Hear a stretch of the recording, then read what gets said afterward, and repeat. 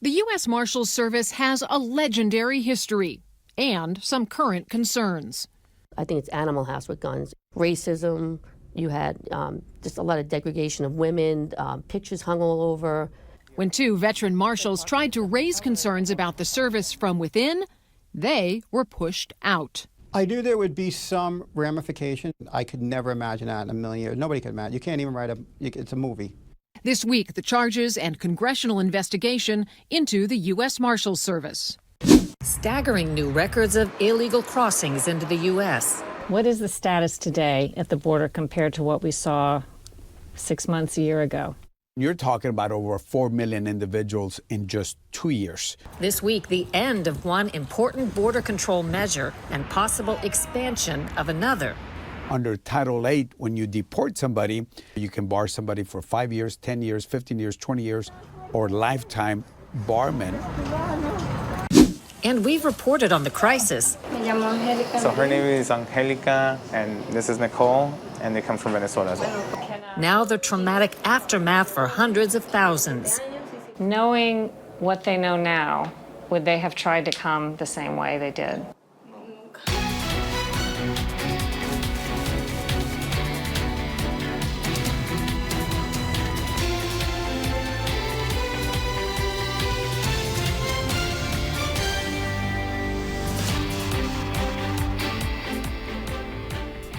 Welcome to Full Measure. I'm Sharyl Attkisson.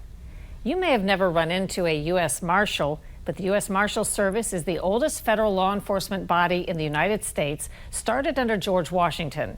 There have been legendary marshals like Wyatt Earp and Doc Holliday, and epic arrests like that of famed mob boss Whitey Bulger. Today we examine a different side to the Marshals Service, a darker side. Lisa Fletcher hears from two former marshals who put their careers on the line when they fought the law, and the law almost won. My whole entire life, I wanted to be in law enforcement, and the United States Marshals Service to me was the pinnacle of my career. This was my calling, and I was good at what I did. I was good at catching bad people and putting them in jail. Dawn Mahoney joined the Marshal Service in 2002. She came to law enforcement through the Army as a military police officer and served in the Federal Protective Service. She was recruited by a veteran marshal. And she was young and up and coming and a workaholic and a huge positive personality. Bobby Lediger became Dawn's mentor. And then she wanted to go into what everybody wants to do when they're a U.S. Marshal. Everybody wants to work warrants and work out in the street and go after fugitives. I mean, it's what they make the TV shows about and the movies about. United States Marshal. I'm a lawman. United States Marshal. I am a federal marshal. I'm Deputy United States Marshal Samuel Gerard. It takes a lot of confidence and courage to go down these dark hallways into a dark room and to hope that the person under those sheets are the guy or girl you're looking for and they don't have a gun. And that's what Dawn wanted to do. And Dawn earned her spot. Lediger was a supervisor with the Fugitive Task Force, nearly 25 years in the U.S. Marshal Service. He never suspected that promoting the best person for the job would cost both of them their careers. She was responsible for a lot of work, high-profile felons, violent, dangerous, America's Most Wanted people. And it was her job to investigate, locate, and arrest them with several other members of the task force. This is exactly the position that you wanted, but then everything goes south. Tell me what happened. My first 2 years there, before I went on to become the team leader of that team in the task force, the culture there was already there. He calls it high school with guns. I think it's Animal House with guns. Racism, you had just a lot of degradation of women, pictures hung all over, a lot of very explicit stuff that was happening. When it really hit the climax was in July of 2015 in the office when I was sexually harassed. I was restrained from getting to my desk. And then Bobby had requested that I go speak with the supervisor that was there. And I went in on a Friday afternoon, sat down with him, and explained to him, this culture has to stop. You have women coming in here, I have interns, I have to explain, ignore those jokes, stop hearing. It was a disgusting work environment. But it didn't end there. It escalated. 4 days after her complaint, she and her team were serving a warrant at a fugitive's house. We get inside the door, and then out of nowhere, one of the task force members violently pushed me from behind, walked by me. No, I'm sorry. Hey, get out of my way. Nobody was in trouble. Shots weren't fired. They were sending you a message. Clear message. They knew I went and talked to that supervisor. What was the message they were sending? To shut up. I knew she couldn't protect herself anymore. They're out to hurt her. But neither Mahoney nor Lediger shut up. They spoke louder. Their stories became part of an investigation by the Senate Judiciary Committee, led by Senator Chuck Grassley. So, just so we are very clear, over 60 current and former U.S. Marshals Service employees have made disclosures to my office since March. That is over 1.1% of the agency. Many of the reports include allegations that the Marshals Service frequently uses internal affairs investigations as mechanisms for reprisal. Multiple whistleblowers from all across the Marshal Services have also told me that Internal Affairs does whatever it can to charge employees with misconduct, regardless of what the evidence actually says. The concerns raised in Grassley's investigation became a real-life hell for the two marshals. It all happened after my chief had suggested I file an EEO complaint, an internal affairs complaint, so he can help out. And I didn't want to go there, again, violating the blue wall of silence.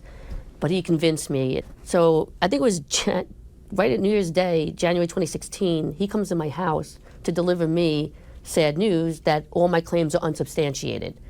So now they're leveling it against me and him, because I'm exposing the office where all this nonsense was happening, where he's exposing the agency heads that's allowing this to happen. And they didn't want any part of that. And now it was a smear campaign against me and him and our reputations. And it was devastating. Did you ever think that doing the right thing and standing up for Dawn and trying to protect the integrity of the U.S. Marshals was going to cost you your reputation and your retirement? I knew there would be some ramification. I could never imagine that in a million years. Nobody could imagine. You can't even write it's a movie.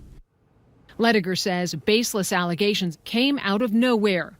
Everything from him being a racist to being in business with informants. And in the absence of evidence, Internal Affairs was charging him with misconduct. Straight out of the treacherous playbook the Senate investigation exposed. How did that investigation, if at all, impact the two of you as it was going on?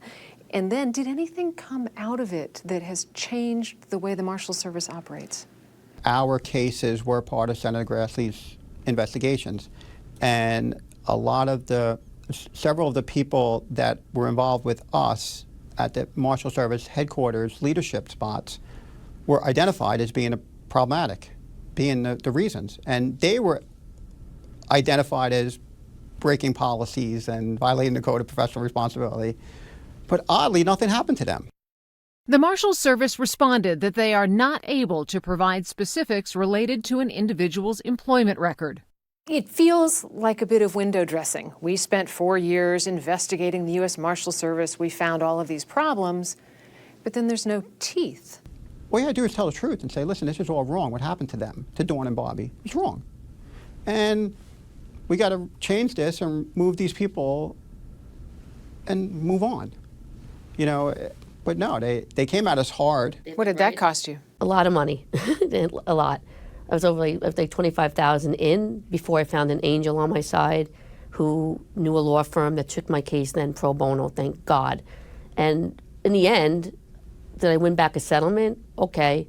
Was it a lot? No. But for me, it was all about just proving them that I was right and you were wrong. They settled with me. So that just kind of, they're never going to say they're sorry. Bobby, what has this done to you and your family? I was really good at my job. I loved my job. I devoted myself to the job. But thank goodness I have a great family. I have great friends. My wife is unbelievable and so smart. Like, she saw it so clearly what they were coming after me. But for my wife telling me, I'm very proud of you for protecting Dawn. That was it. So I'm getting my courage back. You know, I'm not a coward, you know, and I keep fighting forward.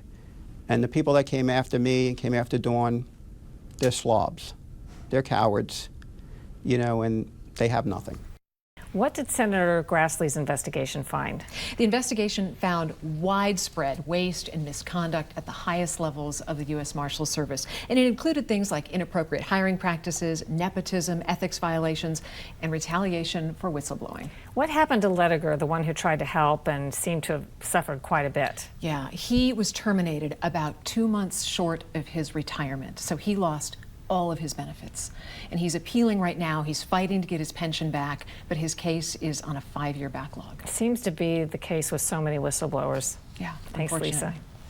Coming up next, big new changes ahead in managing America's border crisis.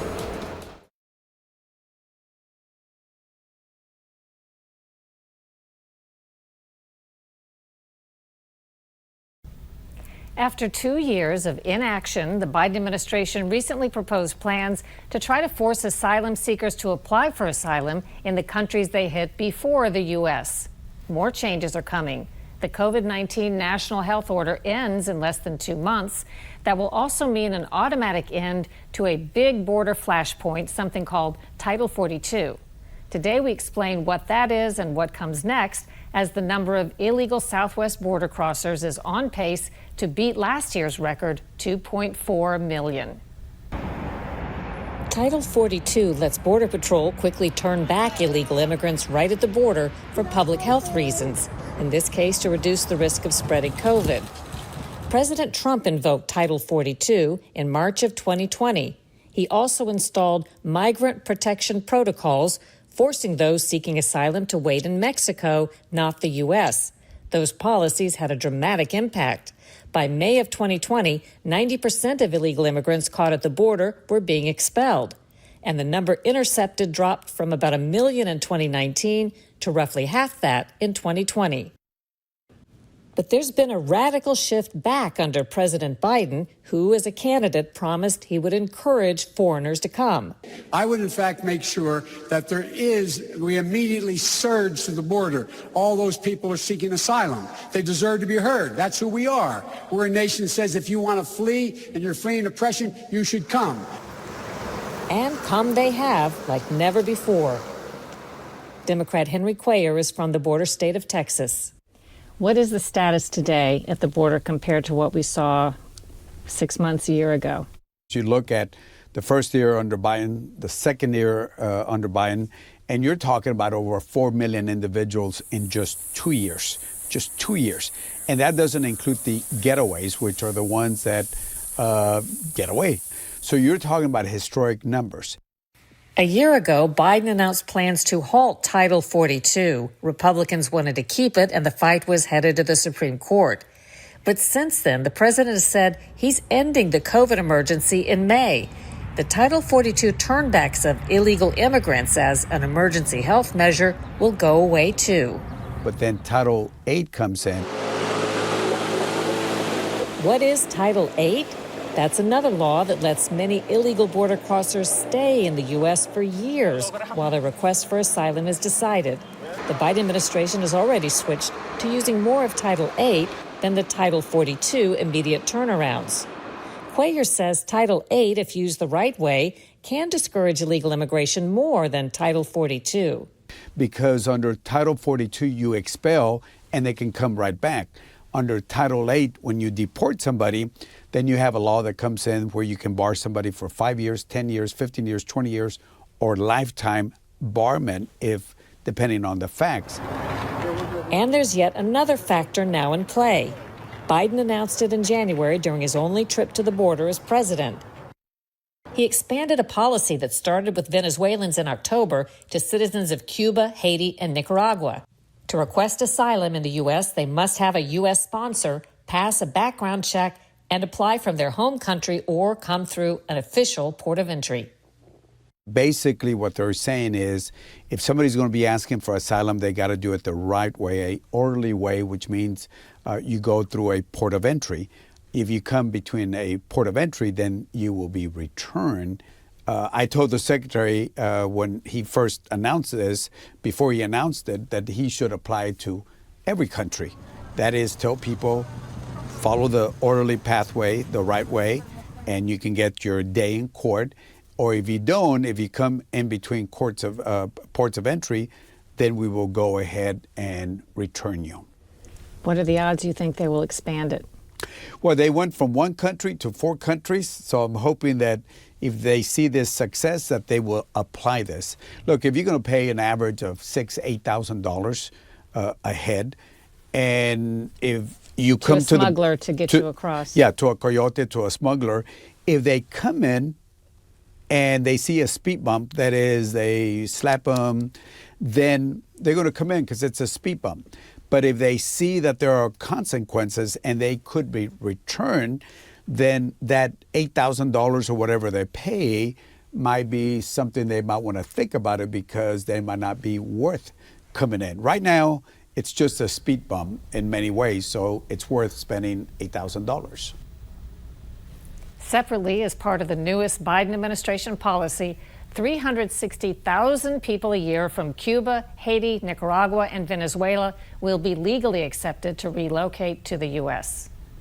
When we come back, illegal border crossers recount a journey that may haunt them forever.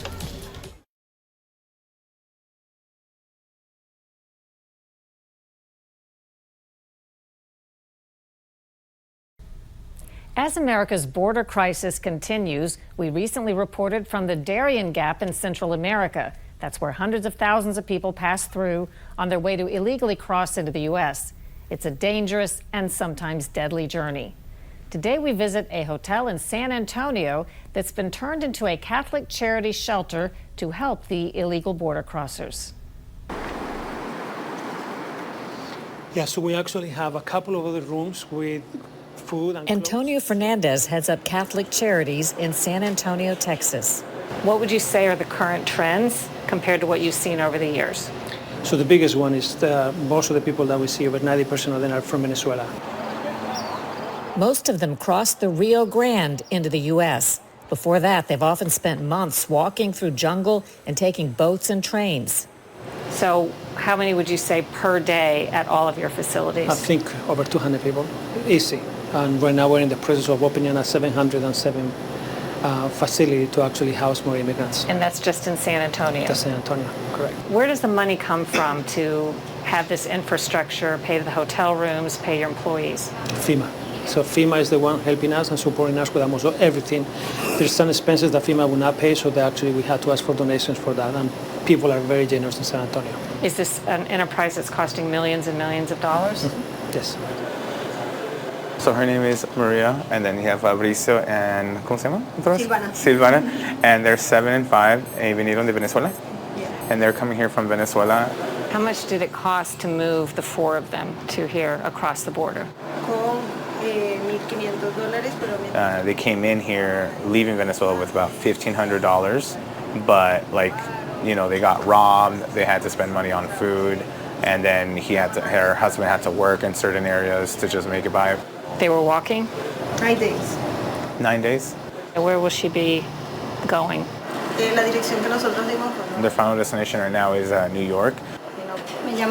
So her name is Angelica, and this is Nicole. Ella tenía 5 años. She's 5 years old, and vinieron de Venezuela, and they come from Venezuela as well. They started hearing online, here in the United States, we have refuge. You can come here, we'll take care of you. You'll be safe, you'll eat. It's a higher quality of life in comparison. You guys need a place here. We have space here for you. Had to get the baby across the water? Had to get the baby across the water. Her name is Daily Flores. Douglas Pacheco. Brian Castillo. And they also come from Venezuela. Once they got to the river, it was a little scary because there were some really deep lengths to it. Did he swim across, or was he? How did that work?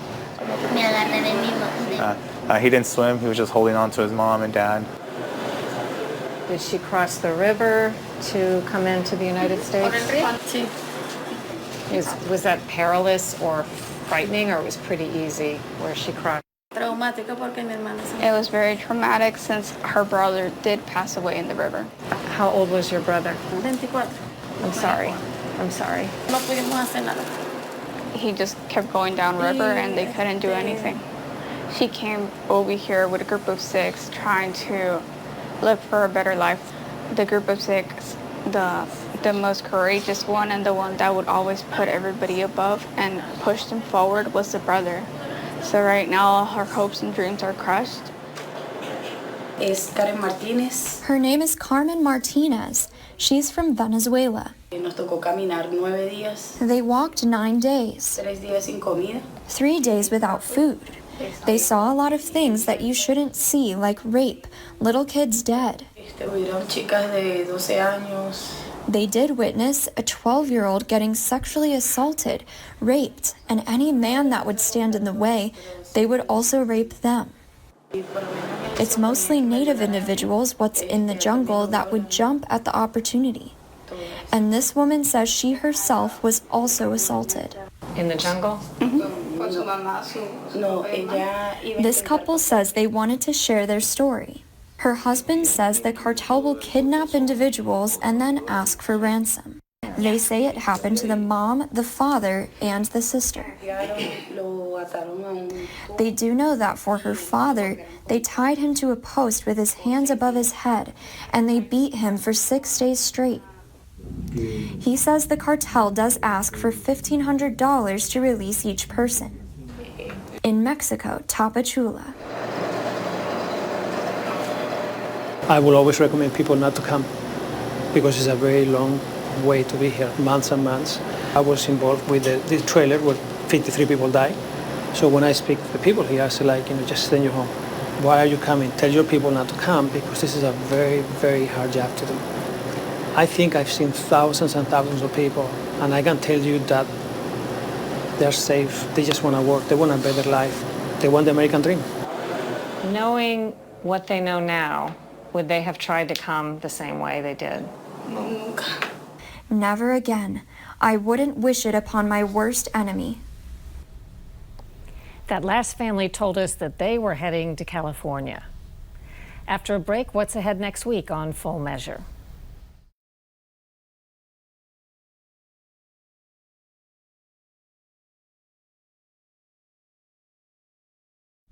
Coming up next week on Full Measure, all eyes in the gun control debate are on San Jose, California, where a new first-of-its-kind law requiring proof of liability insurance is in effect. All of us drive every day, and we're required to keep proof of insurance and registration with the car. I mean, the difference being, I don't think we have a constitutional right to have a driver's license and have a car. People argue we do have one to bear arms. Both sides in a debate with national implications. That's next week. Thanks for watching. I'm Sharyl Attkisson.